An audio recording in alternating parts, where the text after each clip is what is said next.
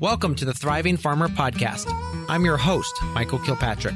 Our mission is to inspire, educate, and celebrate sustainable farming. We believe that you can build a profitable, sustainable farm that gives you true farm freedom. Join us as we talk to farmers, innovators, educators, and entrepreneurs to glean their top takeaways in business and life. This episode is sponsored by Rimmel Greenhouse Systems, makers of quality greenhouse structures. Whether you're just getting started or buying your 10th tunnel, Rimmel has a structure to fit your needs. I've purchased and grown in Rimmel houses and would recommend them to everyone. Hey, Thriving Farmers, Michael Kilpatrick here with yet another episode of the Thriving Farmer Podcast. And today my guest is Esther Gomez, who is with Prairie Companion Company. And they farm a family ranch based in Northern California, bringing humanly and ethically raised grass-finished Angus Highland beef to families throughout North America. They ship their beef nationwide overnight by UPS and love bringing nutrient-dense food to families across America. Welcome to the podcast. Thank you very much. It's nice to be here. Share with us a little bit about what got you interested in agriculture. Where to start? I went to college. I studied various things, everything from communications to government. I really didn't find what I was looking for in school. And I was really interested in just getting back to my roots, I guess I felt like, and really kind of resetting and finding what gave me a purpose and drive in life. And I moved to Northern California, and I took some agriculture classes, and then I just kind of jumped right into working on some different farms and ranches. And, you know, that was in 2010 or 2011.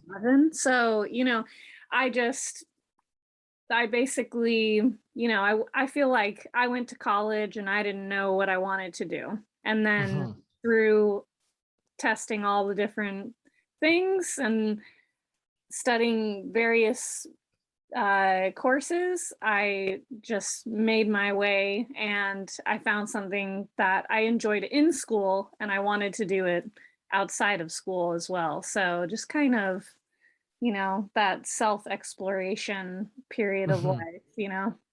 Yeah. And then what made you settle where you are with, you know, beef and microgreens? Well, I had worked for different big farms, small family ranches, and I had always worked for other establishments, and I did that for 10 years. So basically, I wanted to do something similar in my own, you know, based on the knowledge that I had learned, and do it for myself and my family. And I met my husband 5 years ago, and we both decided that, you know, in the next few years, we really wanted to step away from other people's operations and invest into our own operation. His family has a cattle background.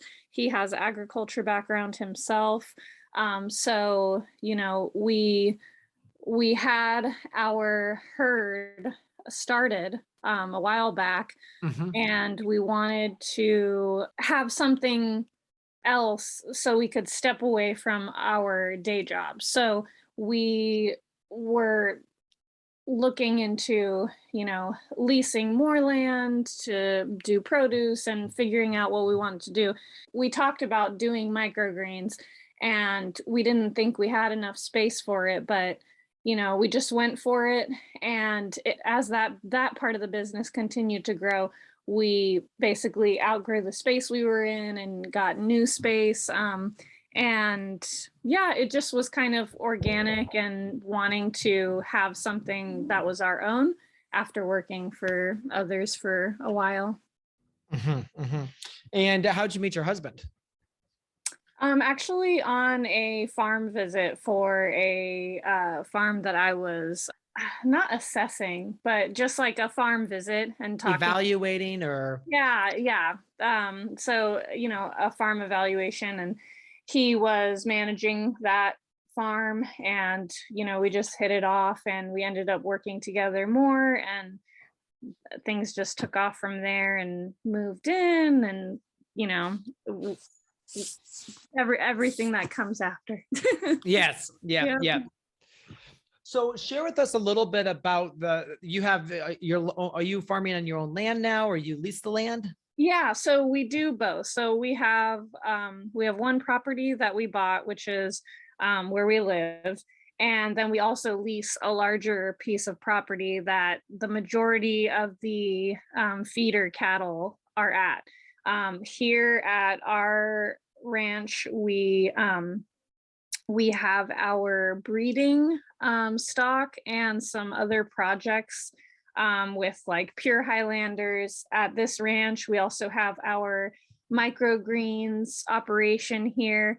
And then at the least property, we have the feeders, the moms and babies, and all that stuff. So we're split a little bit. But yeah, that's what we have going on. Yeah. So share a little bit about the beef breed, because it sounds like it's a cross between Highland and Angus, right?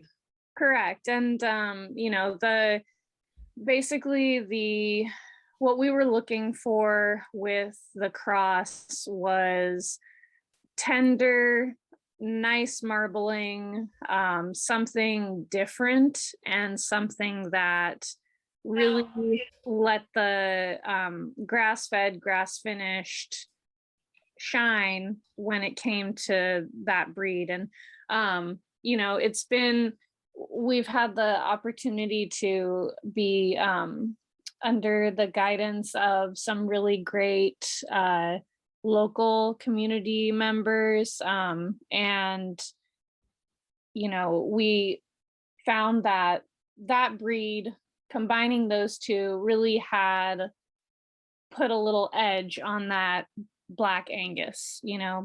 That's really saturated in the market. So we just kind of wanted to do something different that Hmm. was feasible and made sense. And you have to check a lot of boxes when you're doing agriculture, animal husbandry. You just want to make sure you are thinking about the whole picture, so yeah. Hmm.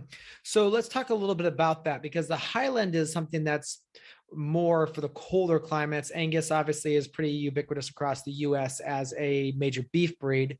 Combining them gives you feel like more cold hardiness and more efficiency. Aren't the Highland a little bit more of an efficient cattle? Yeah, they are. The Highland, they are a little smaller than the Angus. Hmm. The For where we're at, we're in Northern California, so we have a really temperate climate. As far as the cattle, doing well in the weather and everything, that it's kind of it's a good blend for where we're at in the country. Hmm. And then, the Angus or the Highlanders, a lot of the time when it's pure Highlander, the consensus that I've had from other ranchers and just from customers as well is, it has a fork tenderness. The meat is really, even with, some people, the grass fed, different cooking and all that stuff combined, but the tenderness of the meat, along with the Angus and the time frame in which the Angus matures, it really blended well. I just think that the tenderness of the Highland, the hardiness of the Angus, it really lends itself to a really special deep cherry red, really well marbled for grass fed, grass finished beef. And we hear a lot of positive reviews, not only from the grocery stores, but from customers themselves. I've had a few people say that, they're vegan or they're vegetarian and they don't eat meat, but they had our meat, and the flavor that is just of the meat, is really phenomenal. And they only eat our meat when it comes to that. And I think that that has a big part, yes, with the diets and everything that we feed them, but also with that blend of the two different breeds. So how many acres do you manage in total? And what is the size of your herd? So acres, we have 10 at Mhm. the at home, and then the land that we lease is a little over 90 acres. And Mhm. there is on rotation anywhere from, you know 50 to 60 head. Mhm. That's including our feeders and mamas. I might be off a little bit on the numbers because my husband does keep better Yeah. track of everything. But just at any given point, there's 50 to 60, and we always have at least 24 um, set aside per year that we can take to the stores, take and get cut and wrapped, that are just on the program to be taken in that year. Mhm. Walk us through a little bit about the early years. Kind of how did you get the operation started? Well, just a lot of, taking our own savings, investing into things that we knew were going to be long term investments, that we weren't necessarily going to see anything happen, working the day jobs, and then creating some revenue with something that had a better, higher turnover rate, and playing the balancing game with all of those things, because you need to pay your bills, you need to make sure that you have everything in your life going on, taken care of, and then you need to do the long-term investments so that you could build your herd or build whatever you're trying to build, that you're not going to see any return on investment for a while. And so that's basically where we started. And once we were able to set aside, those investments in our herd, in working on a lease with larger properties, so that because we moved here a couple years ago, so we had the leased property for the herd, but we ourselves couldn't have anything going on at our house, because we wanted to do the breeding and everything like that as well.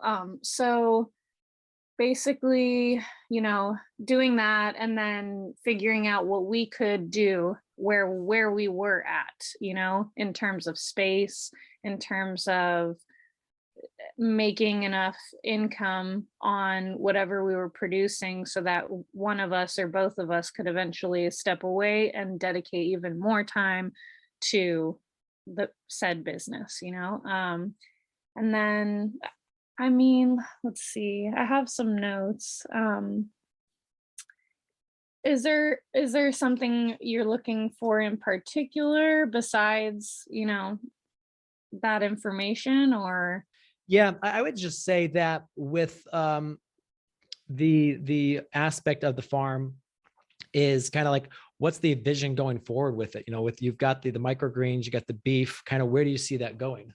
Well, so what we want to continue to do is to continue to grow our herd, to continue to reach a wider audience. One of the reasons we're really grateful that, the podcast reached out to us, and grateful to Fair Curve, who recommended us, Mhm. is just being able to get in front of a wider audience.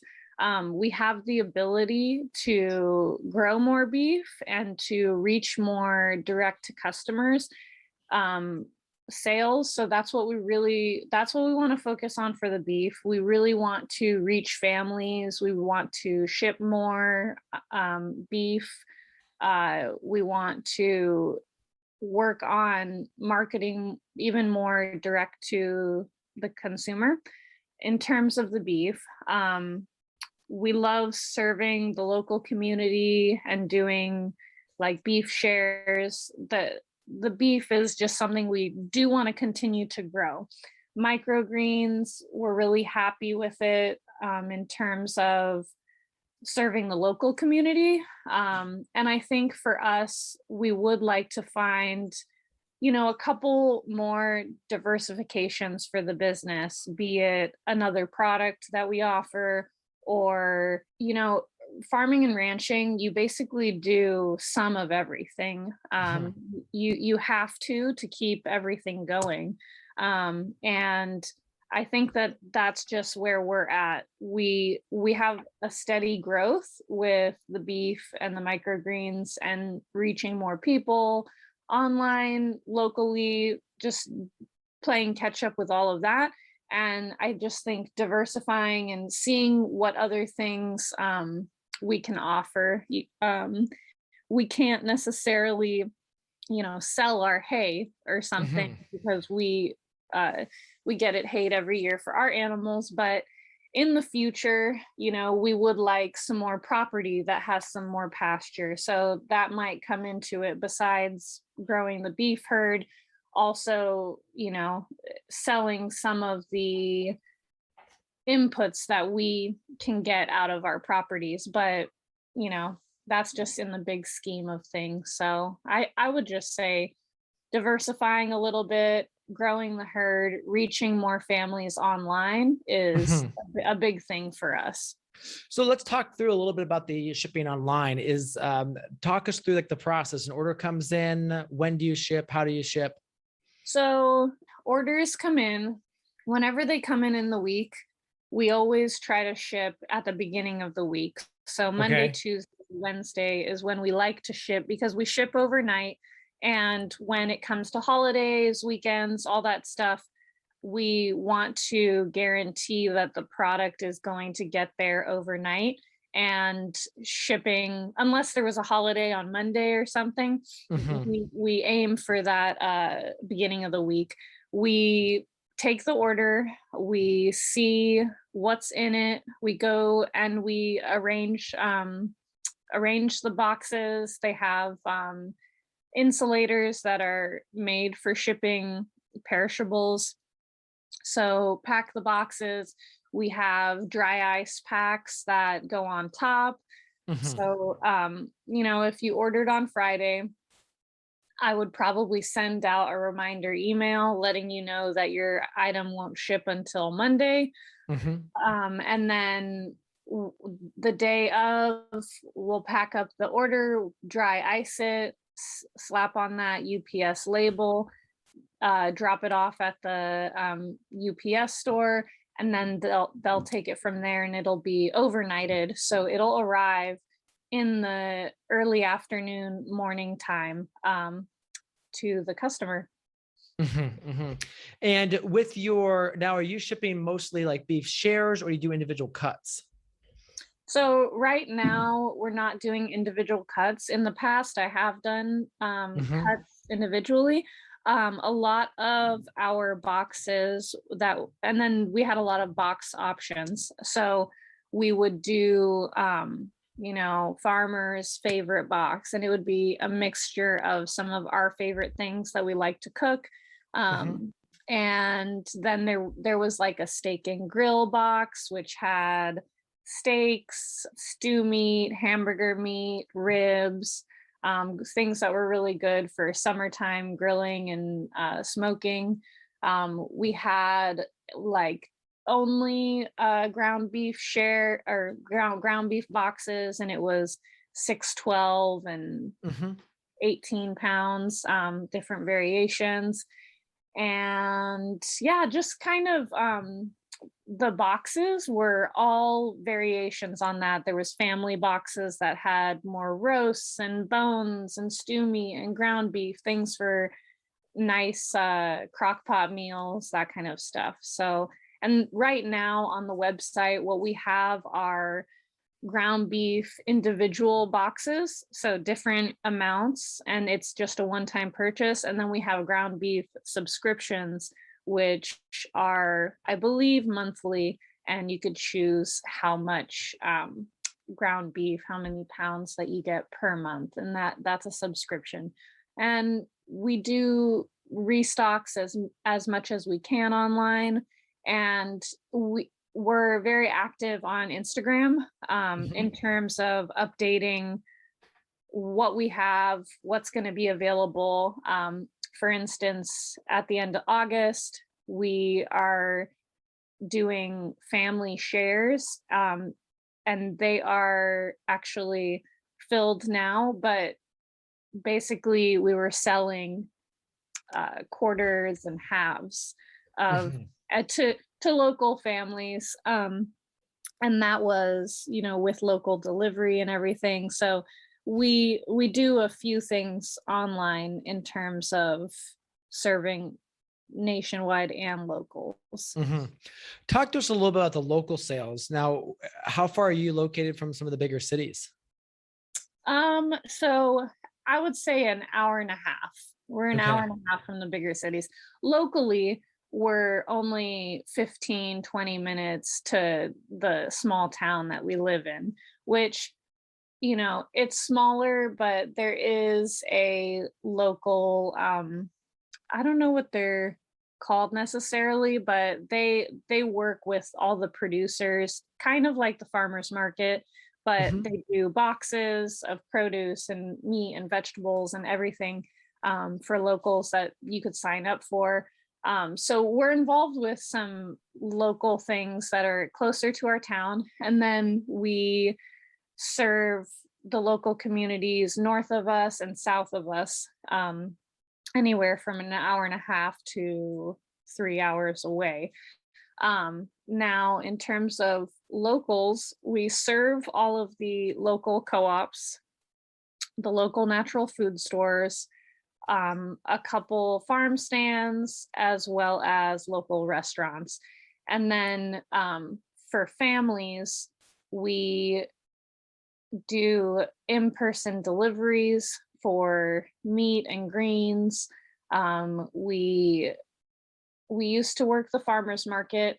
After we had our son, we stepped back from the farmers market for a Okay. while. We're hoping to eventually do the farmers market again once we have some more help. So yeah, I mean, I think that's it in terms of the local things going on. Yeah. Um, And yeah, obviously the microgreens are all local sales. local sales as well for the microgreens. Now we totally could ship the microgreens. Mhm. My biggest thing with that is I am not sure if people would like to pay the shipping to overnight microgreens, as they would be more inclined to pay the shipping on beef, because, you know, the microgreens, the shelf life is a week. So it's going Mhm. to be overnighted to you, but the shipping is going to cost more than the microgreens. So that's Yeah. where it comes up into play of choosing, okay, microgreens, we're going to stick to local. Beef, people are getting a flat rate cost for the shipping, and they're getting over a month's supply of beef. So Mhm. you can, you know, That works. weigh your choices. Yeah. Talk us through a little bit about the production on microgreens. I see you're doing it just on racks in a building. Yeah, so we you know, we've grown in the summertime, we do like to grow outside um in greenhouses. Um and that's how we first started. But we wanted to do something year round. So what we did was we have a 2,000 square foot metal building, and then we built out a large room for dedicated for the greens, so that we could run them all year round. So we're vertically growing indoors. we, have a schedule every week where we plant, we soak seeds, we prep the room, we prep the planting area, what we need to do for whatever it is, trays, dirt, all that stuff, organization. And in terms of the greens, a typical week will be soaking seeds and planting seeds the next day. And you know the those seeds will pop, open everything up, put them on the racks, and then it's another week until they're harvested. And yeah, it's a pretty, as long, the thing with that is you just need to have all of the fact not factors but variables in Hmm. control. And when you're growing inside, you really have, as much as you can't control what's going on outside and in greenhouses and stuff, it's even more magnified when you're growing inside. So you just need to make sure the humidity, there's enough fans, if you have anything on timers or all of that stuff, you just want to make sure that everything is set to the right setting so that you don't have kind of a little catastrophe if you're Hmm. you know what I mean. So yeah, i think I think that's pretty much it in terms of that microgreen. Yeah. What kind of growing challenges do you have? Do you have like damping off or? I would say seasonal changes still really affect the space. Okay. The warehouse, it's not foam insulated or anything, so the building itself will change a lot of temperature. So I just think it's, adapting to all of those variables.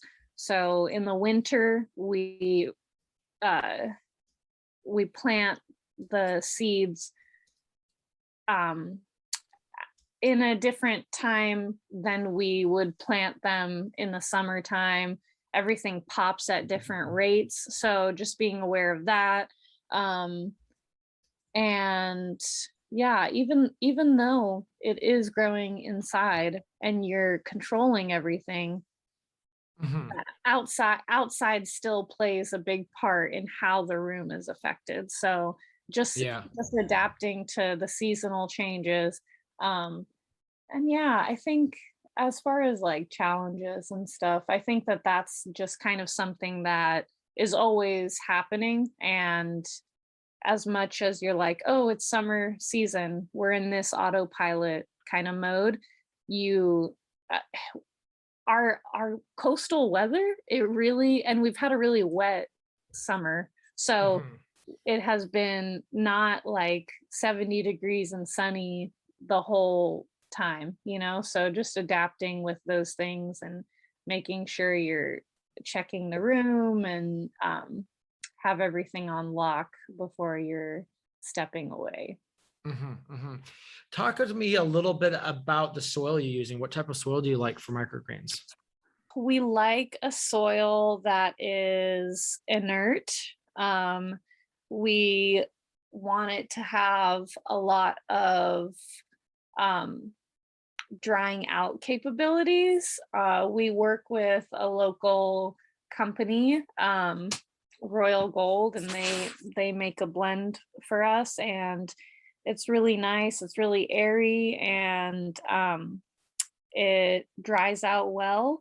And because they're microgreens, they don't need, and you're eating it in its first cycle of life, so you don't want to have any nutrients or anything extra in the soil. So that's what we do for our operation. Gotcha. Yeah, that makes sense.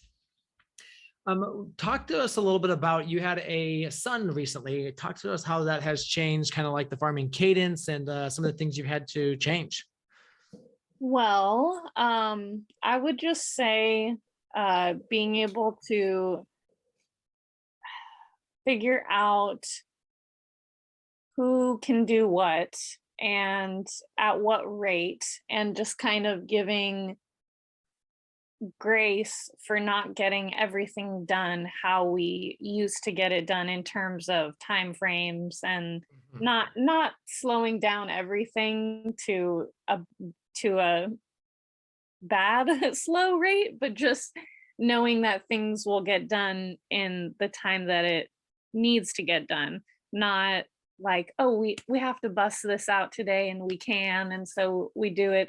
um my husband, he has taken over a good amount of the um animal husbandry, taking care of the horse, taking care of everything we have going on here. he, Mhm. um, I used to help with everything. We used to do everything together. So just being able to step away and you know our son is very involved in the chores and everything like that. He loves being around the animals, so it is relatively easy to involve him in that way. I think that our biggest thing was that when it came to the microgreens, it is something you would think microgreens are not as much work as they are, but they are a lot of work. And so when it comes to that, I have to step away, take care of him. And, my husband, Mhm. we've hired people in the past to help with that stuff, but he really does the majority of planting, cleaning the room, cutting the greens, doing everything. And I come in and I help with the period of time that I have free, and that Mhm. our son is cooperating with us and is down to be in the room with us. Yeah. And just it was different when he was first born than now. Now he is almost 1. He wants to walk around and explore. And so we used to get away with mom and dad working together more in the greens. And now it's definitely more of my husband, and we come in when he's ready to play a little bit or to sleep a little bit in the carrier.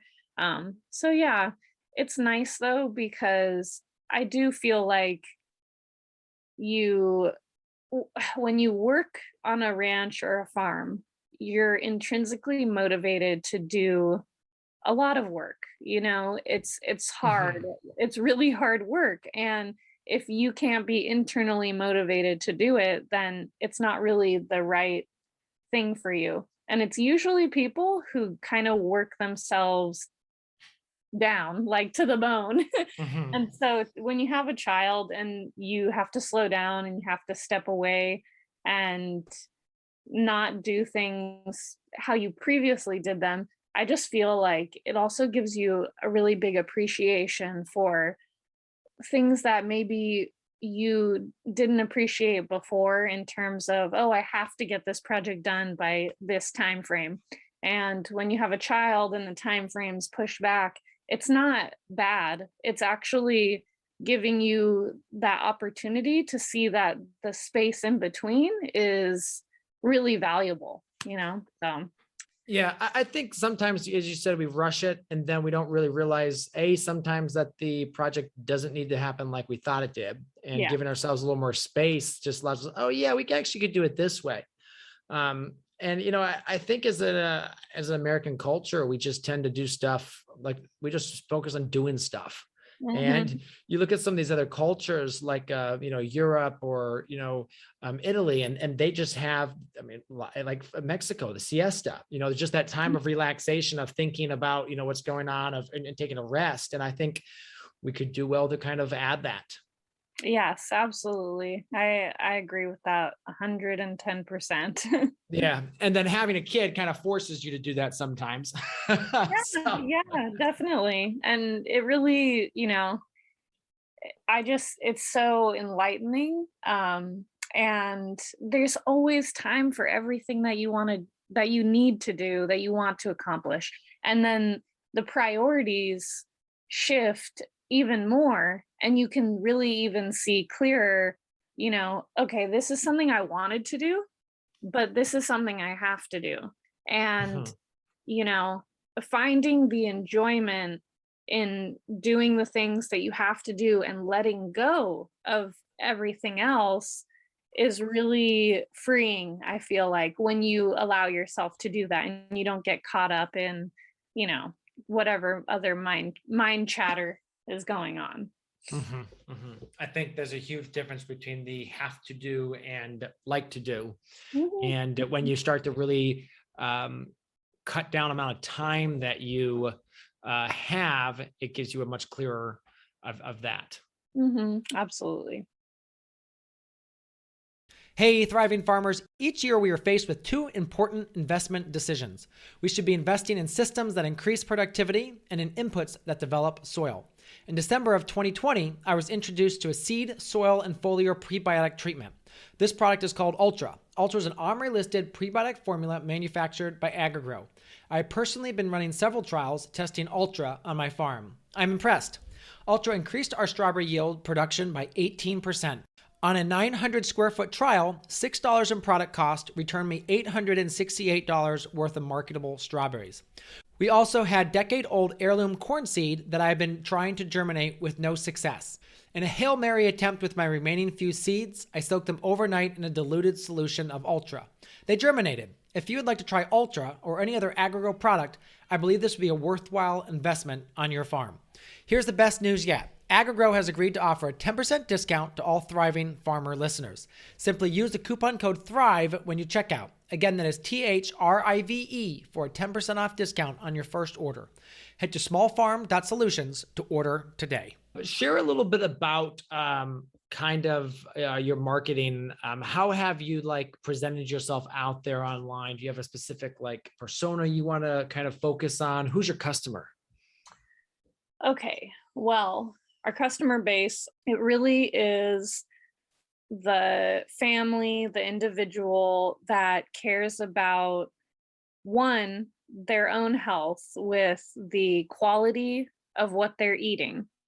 And then two, people that want to support a real family ranch, that a small business, or they know that their investment into your business is supporting your family directly, your ability to bring nutritious, real food to their family, and they appreciate um, the value in that. Um, and in terms of marketing, at first, because we had our herd and we weren't selling anything yet, nothing was mature, and we delved into the farmers market with our microgreens. We really focused on local sales, a lot of grocery stores, restaurants, and then the direct to customer locally. Um, and as we have been able to offer beef online, our shift has kind of been that we want to reach those families that I described, or individuals through, Instagram. I'm working on getting into the Facebook world as well, and just kind of accessing those people that I know are there, because there's plenty of people locally that are that type of customer, um, and reaching them on a larger base. And we're really aiming to do that in terms of local marketing. I am working my way to either advertise in online newspapers, like um, local newspapers, and then we were trying to figure out who owned the billboards that we were interested in doing a billboard, just kind of local, more advertising locally. And then online, I would like to probably do some ads on Instagram. And then Mhm. once we have Facebook, do some type of ad on Facebook. But really, in reality, because we haven't invested a bunch of money into marketing um, and advertising, most of our business has been word of mouth. Mhm. um Friends telling other friends, oh, you should order this beef. And just from our online presence from Instagram, we have gotten um customers from across the states. And then I think there was one other part. Oh, the persona. I really, online, I just want to represent us as what we are, is a family ran ranch. We saved our money, our experience, and invested into ourselves Mhm. because we want to do something that gives us a purpose, in this life. And giving people, you know, real food that I would eat, not just anything, and sharing that with our community, sharing it with the community beyond where we live. That really gives us the drive and the purpose to keep going, because owning your own business, owning your own farm or ranch, it's not going to be amazing all the time. I heard something that was really great. It was the rule of thirds. um, a third of the time you'll be elated and you'll be inspired and all the good things are happening. A third of the time you'll be okay, you'll be chugging along. And a third of the time you won't be feeling so hot and you'll be questioning, like, is everything going to be okay? So, and that's how you know that you're doing the right thing, because if you have that um breakup of like those different feelings towards the business or towards your goal of what you're trying to do, then you're going in the right direction. It's when things become 75% you're okay and not feeling so hot, and then only 25% feeling like, oh, this is great, I'm inspired by my customers and the great things I hear. So that's really important too for me to think about, is just what we're doing it for, what we want people to be getting out of our products. And the awesome thing is that you know everybody who talks to us about the microgreens, about the beef, they're really positive, they're really excited about what we offer, they're really grateful. And it just gives us even more drive to keep going and to know that we are going in the right direction. So I just want to be very real with our Mhm. customers. And yeah, I think that's it. Very cool. What would you say to farmers that are thinking of getting started, or people that, they haven't started farming yet, but they're thinking of getting into the farming world? I would, there's a few things I would say, in terms of, I would just ask myself the question of, is this food, is it for me? Is it for me and my family? Who am I trying to feed?